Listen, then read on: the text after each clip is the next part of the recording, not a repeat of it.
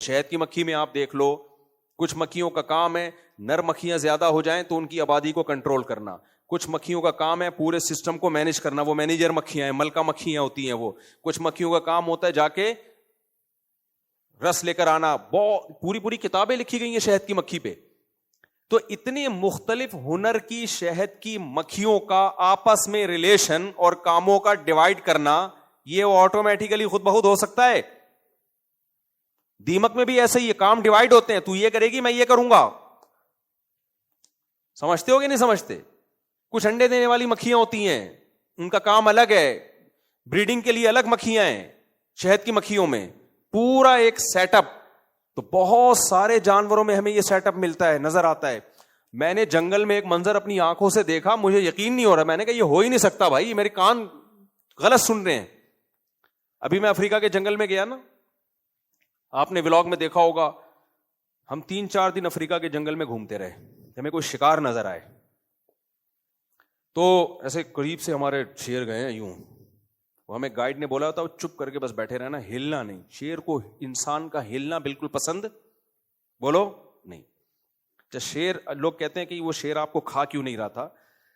وہاں کے جو لوگ ہیں نا، جو ماہر شیریات ہیں، وہ یہ کہتے ہیں کہ جانور جب آپ گاڑی کے اندر ہوتے ہو، اگر آپ ہلو جلو نہیں اور زیادہ باتیں نہ کرو تو جانور گاڑی سمیت اس بندے کو ایک مخلوق خیال کر رہا ہوتا ہے، لہذا وہ سمجھتا ہے کوئی بہت بڑی بلا کھڑی ہوئی ہے، وہ اس پہ حملہ نہیں کرتا. لیکن یہ سب اپنی ذمہ داری پہ، فلسفوں پہ آپ جانا. کوئی مجھے تو انہوں نے بتا دیا تو ہم نے ہمت کر لی، ہم نے کہا چلو ٹھیک ہے. تو ہم گاڑی میں بیٹھے ہوئے ہیں افریقہ میں جنگل میں، ببر شیر یہاں سے گیا ہے ساتھ، سمجھ رہے ہو، یہاں سے ببر شیر جا رہا ہے، پیچھے اس کی شیرنیاں، 7 عدد شیرنیاں. شرم کی بات ہے، خیر شیر کے لیے کہ 4 بہت ہیں، 7 رکھنے کی. اب جس کو شرم آ رہی ہے اس کی، ان سب کے لیے شرم کی بات ہے بہرحال. اور وہ دائیں بائیں گھومی ہوئی تھی شیرنیاں. پہلے شیرنیاں شکار کر رہی تھیں، ان سے ہوا نہیں. پھر ببر شیر آیا کہ مجھے فاقوں سے مارو گے کیا. 3 دن سے ہم دیکھ رہے تھے کچھ بیچارے کو کھانے کو نہیں مل رہا. اس سے پہلے کتنے دن سے پہلے بھوکا تھا ہمیں معلوم نہیں. بہرحال ہم نے کہا اب تو کرے گا. تو وہ 2 بھینسیں نظر آئے نا، یہ نہیں جنگلی بھینسیں ہوتے. اب گورے بھی اور بھی ٹورسٹ آئے. وہ بالکل نیچرل جنگل ہے، وہ ایسا نہیں ہے کہ کوئی گورنمنٹ نے بنایا، وہ بالکل قدرتی حالت میں ہے وہ. تو اب ہم نے دیکھا جی وہاں سے اتنا موٹا شیر لمبا چوڑا جا رہا ہے، اس طرح ٹھن ٹھن کرتے نا، بالکل قریب سے. میں واقعہ کیا سنا رہا تھا، دماغ سے نکل گیا. یہ میں کیا بات بتا رہا، ہاں وہ شیر جا رہا ہے نا. خیر وہ بھینسیں پھر نکل گئے، بھاگ گئے. تو شیر اور شیرنیاں واپس، شکار مس ہو گیا نا، تو واپس ایسے آ رہے تھے جیسے کسی کا جنازہ پڑھ کے آ رہے ہو، ایسے منہ لٹکے ہوئے تھے اور ایسے کر کے نا. ہم نے کہا بالکل وہی سین ہے جو میت دفنا کے آ رہے ہوتے ہیں لوگ، کہ کل ہمارا نمبر ہے.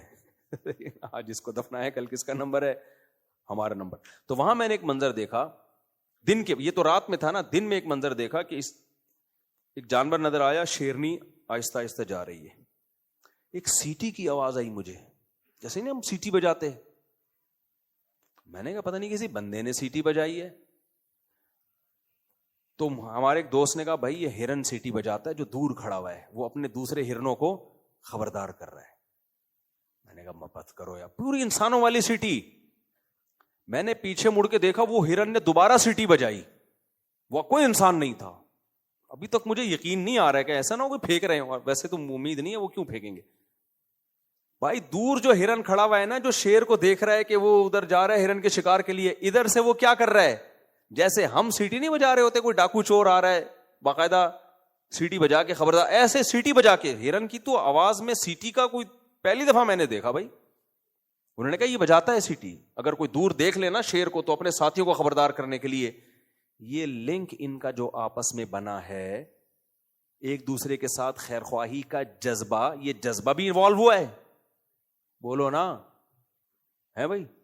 اتنا جذبہ آج انسانوں میں، انسانوں کو تو پیغمبروں نے آ کے سمجھایا ہے، تو جا کے یا خود ایک دوسرے کو موٹیویٹ کیا ہے، بٹھا کے گھنٹوں ہم سمجھاتے ہیں پڑوسی کا خیال کرنا، اپنے قوم کے لوگوں کا خیال کرنا، بیواؤں کا خیال کرنا، 4 استغفر اللہ، یتیموں کا 4 شادیاں بھی بیواؤں کے خیال کرنے کی وجہ سے کہتا ہوں نا میں. تو یہ تو ہم اور انسان آپس میں مل کے صدیوں سے موٹیویٹ کر رہے ہیں، پیغمبر بھی، لیڈرز بھی، اور تب جا کے بھی انسان اس معیار پہ نہیں اترا. ہرن کو کس نے موٹیویٹ کیا بھائی؟ اس کے دماغ میں ایسے سافٹ ویئر ڈیولپ ہونا شروع ہو گئے آٹومیٹیکلی. اور پھر سیٹی بجانا کس نے سکھائی؟ سیٹی کیوں بجا رہا ہے؟ اگر وہ میں کرنا شروع کر دے نا, ہرن شیر ادھر چھوڑ کے پیچھے آ جائے گا. بھائی یہاں تو ہرن کھڑا ہوا ہے, وہ اسٹائل کیا کر رہا ہے؟ چینج.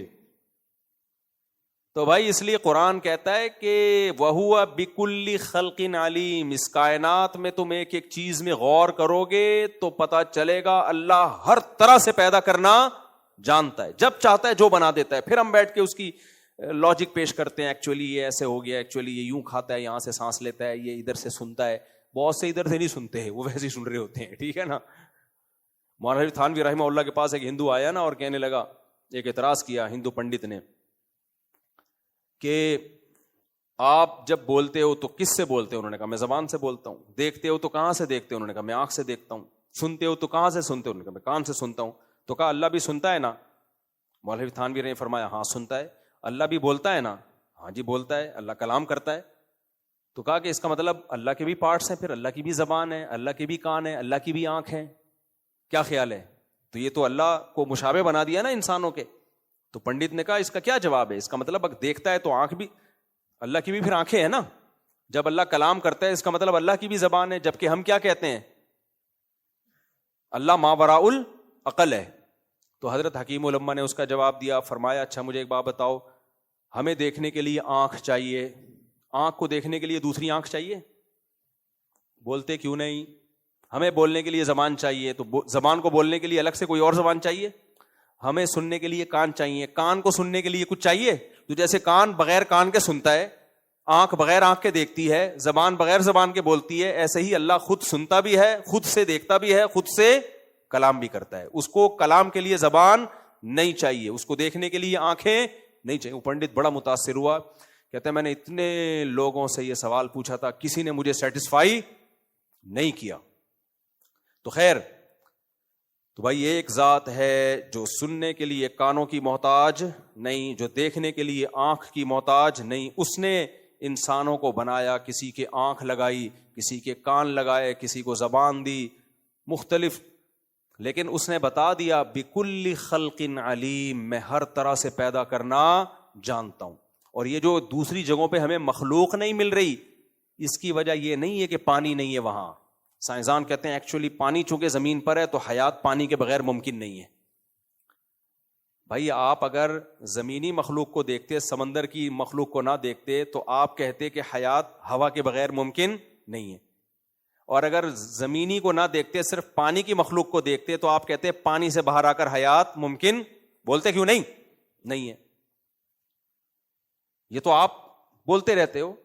باقی پانی جہاں نہیں ہے وہاں زندگی اس لیے نہیں ہے کہ اللہ محتاج ہے یا فطرت میں ایسا پاسبل ہی نہیں ہے. نہ, اس کا جواب بھی اللہ نے دیا ہے. اللہ کہتے ہیں وَجَعَلْنَا مِنَ الْمَاءِ كُلَّ شَيْءٍ حَيٍّ, میں نے پانی سے ہر جاندار کو پیدا کیا ہے.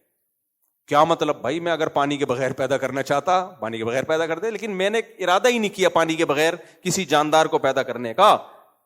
تو مخلوق میں نے پانی سے پیدا کی ہے. مخلوق سے مراد مادی مخلوق ہے, جنات اور فرشتے اس میں داخل نہیں ہیں. مادی مخلوق اللہ نے کس سے پیدا کی ہے؟ پانی سے. پانی میں مختلف رنگ بھر دیے, پانی کو ایک پروسیس سے گزارا, انسان بن گیا. پانی کو دوسرے پروسیس سے گزارا, شیر چیتے بن گئے. پانی کو تیسرے پروسیس سے گزارا, مچھلیاں بن گئی. چوتھے پروسیس سے گزارا, پرندے بن گئے. پرندوں کی 20 قسم. ایک پرندے کو جب آپ دیکھتے ہیں نا, تو سائنسدان کہتے ہیں یہ والے پرندے کی چونچ ایکچولی لمبی ہے, اور وہ لمبی ہونے کی وجہ سے یہ اس طرح سے کھاتا ہے. اللہ نے کرف چونچ والے پیدا کر دیے. سمجھ رہے ہو؟ اللہ نے کون سے پیدا کر دیے؟ کرف چونچ والے. اب بتا, اس کی تو لمبی چونچ نہیں ہے. ایکچولی اس کی جو کرف چونچ ہے, یعنی ہر پرندے کو جو چونچ دی گئی ہے نا, وہ بھی اس کی باڈی کے حساب سے دی گئی ہے. آپ کرف چونچ والے کی چونچ لمبی کر دیں, شاید مر جائے وہ. لمبی چونچ والے کی گھما دیں تو وہ کیا ہوگا؟ مر جائے گا.